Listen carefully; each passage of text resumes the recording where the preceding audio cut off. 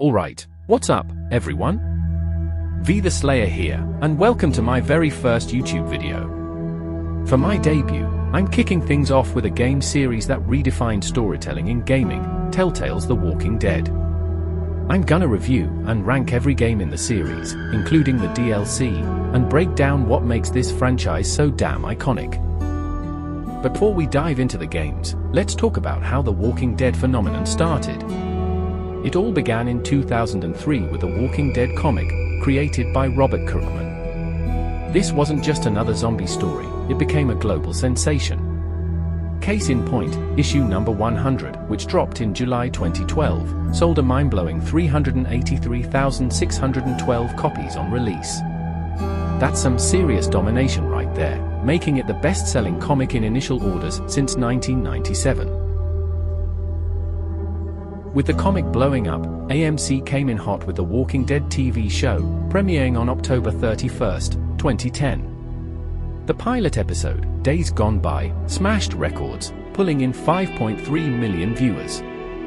And let's not forget the cast: Andrew Lincoln, John Bernthal, Stephen Yeun, Norman Reedus, Chandler Riggs, Michael Rooker, Jeffrey Dean Morgan, a lineup so stacked it's hard to top. The TV show ran for 11 seasons, along with multiple spin-offs. And yeah, while the main series was a masterpiece, what about the spin-offs and later seasons? Let's just say, they didn't always hit the same way. The pacing dragged, and the impact that made the earlier seasons legendary started to fade.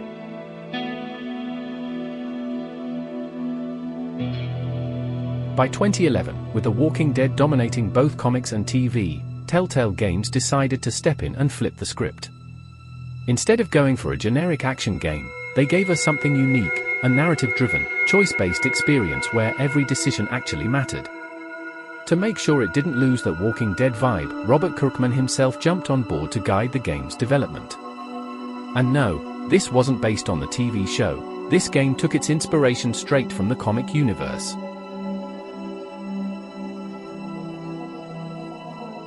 Telltale The Walking Dead dropped its very first episode on April 24, 2012, and guess what?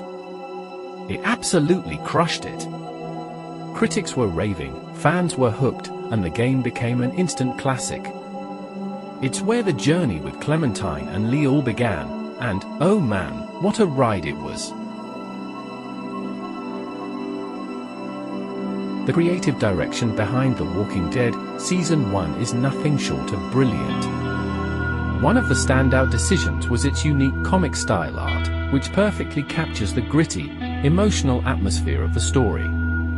This artistic choice not only adds a visually stunning dimension to the game, but also enhances the storytelling, giving it a distinct identity. The visual style complements the game's mature narrative, drawing players deeper into its world.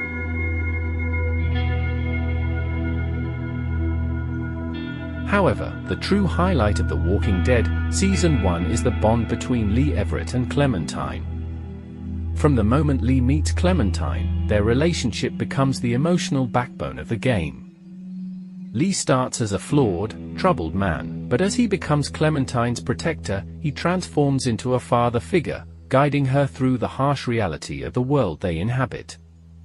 Clementine's growth throughout the season is heart-wrenching, and watching Lee navigate his protective instincts while trying to teach her survival skills is a truly emotional journey. The performances by the lead voice actors, Dave Fennoy as Lee and Melissa Hutchison as Clementine, are simply out of this world. Their voices bring these characters to life in a way that few games ever achieve. Dave Fennoy's calm, commanding tone captures Lee's resilience and compassion perfectly, while Melissa Hutchison delivers a heartfelt and authentic portrayal of Clementine, making her one of the most beloved characters in gaming history. Their chemistry is phenomenal, and their performances elevate an already incredible story to new heights. The choices you make as Lee directly impact his relationship with Clementine, making every decision feel heavy with responsibility. Their bond is beautifully written and will resonate with players long after the game ends. It's not just a story about survival, but about love, loss, and what it means to care for someone in a world that has lost all sense of normalcy. The emotional depth of Lee's relationships with other survivors is also incredible. The decisions you make, the choices you're forced to live with, and the impact these decisions have on those around you all contribute to a highly immersive experience. The way your actions shape and affect the lives of those around you, particularly with Clementine, creates a deep sense of attachment to the characters and their fates. These relationships feel real, and it's through the lens of these bonds that the true weight of the apocalypse is felt. And then, there's the ending. The final moments of Season 1 are among the most emotional in gaming history. Without giving any spoilers, it's a gut-wrenching, unforgettable conclusion that leaves a lasting impact on players. It's the kind of ending that sticks with you long after the credits roll, a testament to how the game skillfully weaves together its narrative and emotional stakes. For me, The Walking Dead Season 1 is a true masterpiece. It redefined what episodic, choice-based games could be and opened the door for other titles like Life is Strange to follow in its footsteps. The way it blends story, character development, and player choice is unparalleled, creating an experience that feels personal, authentic, and deeply moving. This season deserves a perfect score. I'm giving The Walking Dead Season 1 a solid 5 out of 5 stars. It's not just a game, it's a profound experience that leaves an emotional imprint on everyone who plays it.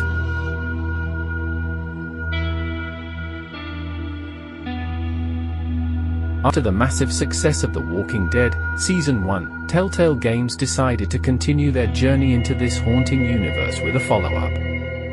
To bridge the gap and set the stage for what was to come, they released a DLC titled The Walking Dead 400 Days on July 23, 2013. This 2-hour experience serves as a standalone anthology, taking place between Day 1 and 400 days of the outbreak. What makes this DLC unique is its structure. It's divided into 5 short, interconnected stories, each focusing on a different character.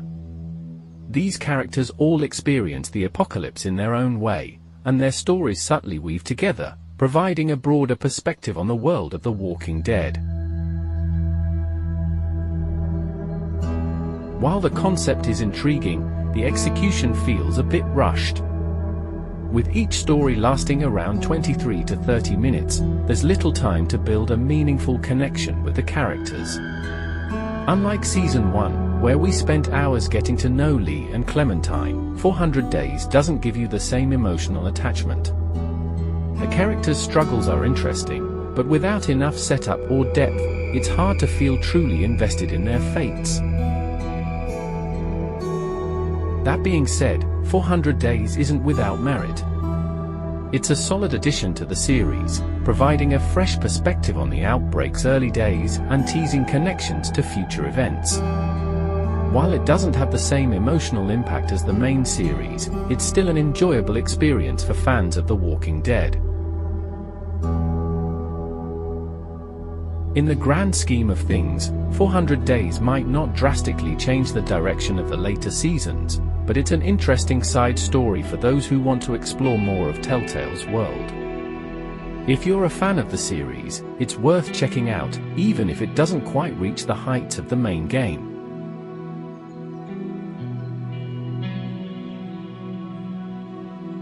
On December 17, 2013, Telltale dropped The Walking Dead Season 2. The season begins on a heartbreaking note, with Clementine reuniting with Omid and Krista.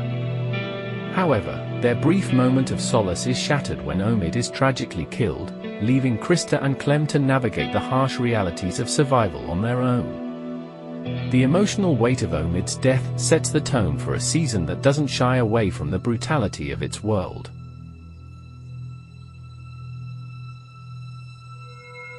As Clementine ventures deeper into the apocalypse, she encounters a new group of survivors, including the empathetic and resourceful Luke. These new dynamics allow her to grow emotionally and adapt to her new reality, all while trying to preserve the humanity that the world seems determined to strip away. But, just like in the first season, trust becomes a luxury that Clem can't afford, especially with dangerous people like Arvo and the ever-present threat of the villainous Carver, whose misguided actions lead to devastating consequences.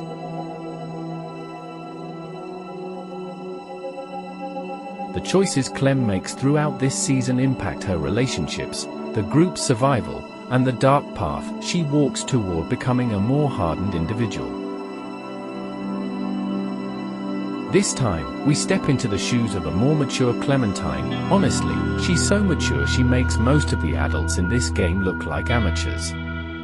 Like Season 1, this game keeps the spotlight on characters and storytelling, but there are definitely some areas where it stumbles. Let's start with the good stuff. The return of Kenny was one of the season's biggest highlights, and his evolving relationship with Clementine is hands down one of the strongest emotional beats of the entire series. And let's not forget the voice acting, which is once again top tier. Melissa Hutchison absolutely nails it as Clementine, and Gavin Hammond brings so much depth and emotion to Kenny. Their performances are what carry this season through its rougher patches. But man, this season does have its issues. First off, way too many characters meet their end without leaving much of an impact. In Season 1, we had Ben. Yeah, he was kind of dumb, but at least his actions made sense in the context of the early apocalypse. Here, we get characters like Sarah, who are frustratingly incompetent for no reason. And don't even get me started on Arvo, probably one of the most hated characters in the series, and somehow he survives. Then there's the Kenny versus Jane rivalry. Honestly, it felt super forced, like they were trying too hard to create tension. And while the 5 different endings are cool in theory, some felt a bit rushed. For me, the Wellington ending is the most satisfying. It gives Kenny a proper closure that feels earned. One thing this season does well is its villain, William Carver. Played by the incredible Michael Madsen, Carver is a guy whose ideas you might actually agree with, but his execution is straight up brutal. He's one of the most complex villains in the series, and his presence really elevates the mid-season.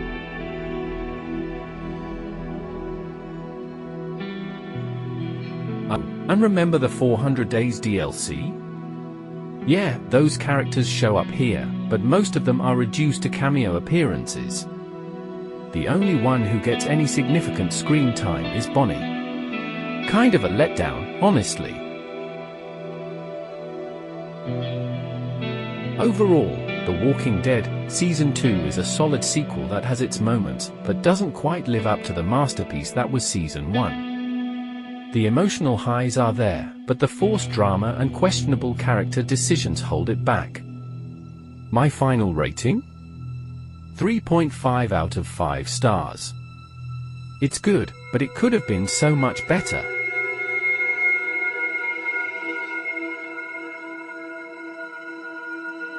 The Walking Dead Michonne was released on February 23, 2016. This spin-off focuses on the iconic character Michonne from the main series, taking place within the same universe. The story explores Michonne's journey after she leaves her group and reflects on her past, including dealing with the emotional trauma from losing her family. As she encounters new survivors, she forms an uneasy alliance with a group of people, setting the stage for a personal, intense narrative. However, The Walking Dead Michonne is often considered the weakest entry in the series. One of its biggest flaws is the lack of depth given to supporting characters, which makes the story feel a bit shallow at times. While Michonne's character arc is engaging, her interactions with other survivors don't resonate as strongly. The game's villains, especially the main antagonist, a woman named Norma, is a standout character. While she is the driving force behind the conflict, her actions and motivations are compelling, but unfortunately, the story still feels somewhat filler compared to the emotional depth in previous entries. Despite these issues, there are moments in the game that shine. Michonne's relationships with her partners, Pete, are the core emotional focus of the game, and their development is compelling. Additionally, the flashback scenes with Michonne's daughter add a layer of horror and emotional depth, showcasing the devastating trauma she carries with her. A particular katana fight also stands out as an epic moment. The voice acting, especially from Michonne, is excellent. Michonne is voiced by the talented Samira Wiley, who brings the character to life as she battles her inner demons. Unfortunately, most of the supporting characters fall flat, with Sam in particular feeling incredibly underwhelming and poorly developed. One positive aspect is that this spin-off doesn't affect the main Clementine storyline, which is a relief for fans invested in her journey. In my opinion, The Walking Dead, Michonne feels like a quick cash grab on the success of previous seasons rather than a meaningful addition to the series. While it has a few redeeming moments, it doesn't live up to the legacy of Telltale's other Walking Dead games. My rating for this game is 2 out of 5 stars.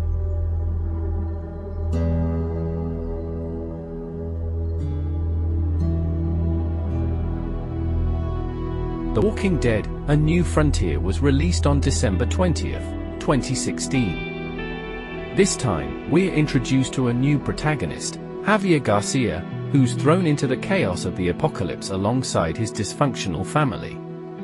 The story weaves between his journey and the continued arc of Clementine, now much older and hardened by the world around her. The game explores the consequences of the choices Clem made in Season 2, as well as her relationship with Javier and his family, who are struggling to stay alive and hold on to whatever humanity they have left.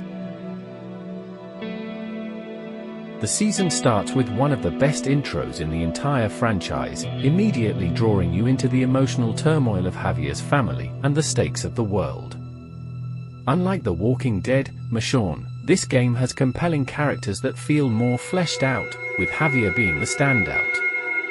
Props to the voice actor, Jeff Shin, who brings so much charisma and depth to this character, making Javier feel like someone you can genuinely root for, even when he's facing impossible odds.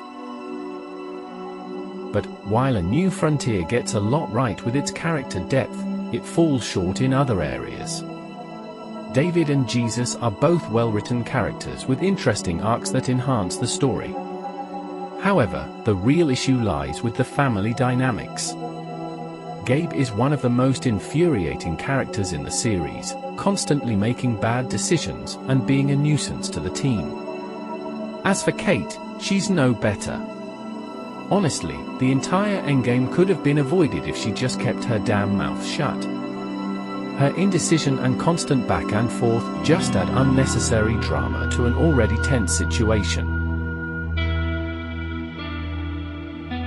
As much as I love Clementine, her story here feels weaker than it should have been. She's supposed to be this badass leader, yet at times she's overshadowed by Javier's arc and the problems in his family. The story could have focused more on her growth, but instead, it gets bogged down with all the other family drama and plot points. Now, don't get me wrong, this season is a lot better than The Walking Dead: Michonne. The choices matter, the stakes feel real, and there are emotional moments that hit you right in the gut. But it still doesn't reach the highs of Season 1 or even Season 2. The story is inconsistent, the pacing is off at times, and some characters feel a bit too forced. Overall, it's a decent entry, but A New Frontier could have done a lot more with its potential. It's not perfect, but it's definitely worth playing if you're a fan of the series. My rating for this season, 3.5 out of 5 stars.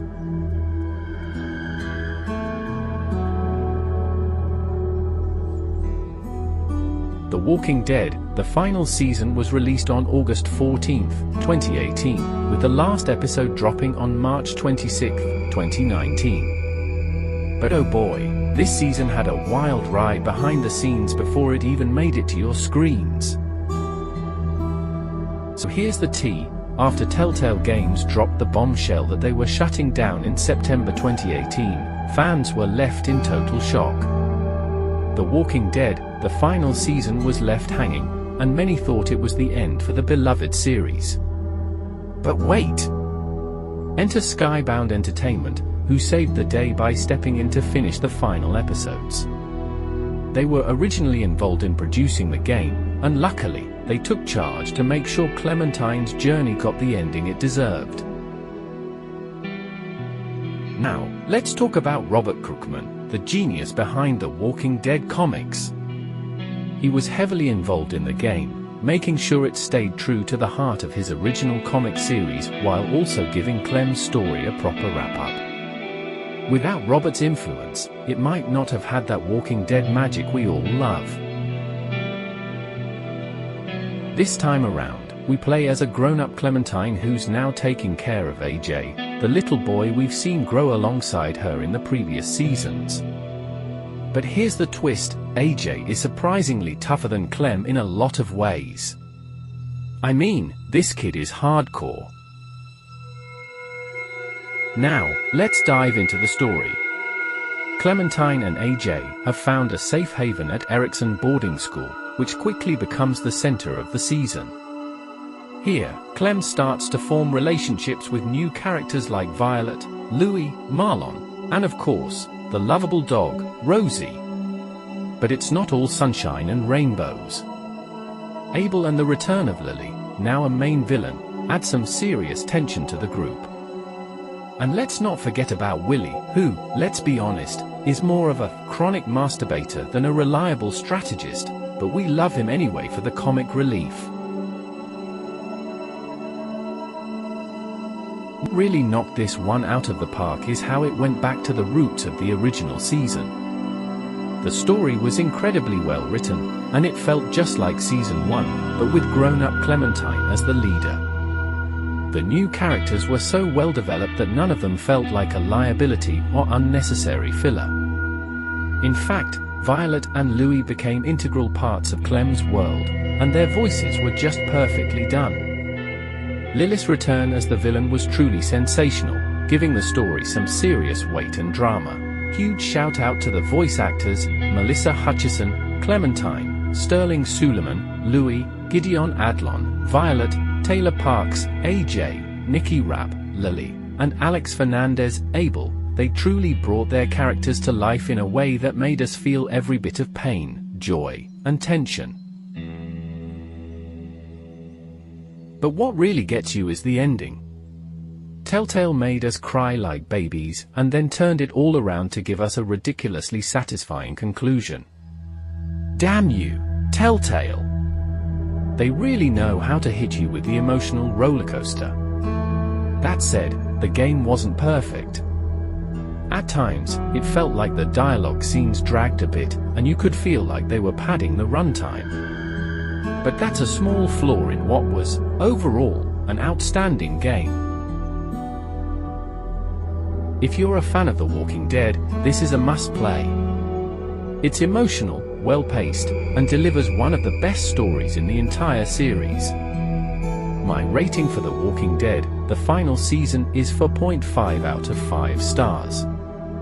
What did you think about the ending? Did it hit you as hard as it hit me? Let me know in the comments. If you enjoyed this video, don't forget to hit that subscribe button and let me know your favorite moments from the Walking Dead franchise down in the comments. I'd love to hear your thoughts. Stick around for more awesome content, and until next time, stay safe, stay awesome, and I'll see you in the next one. Bye.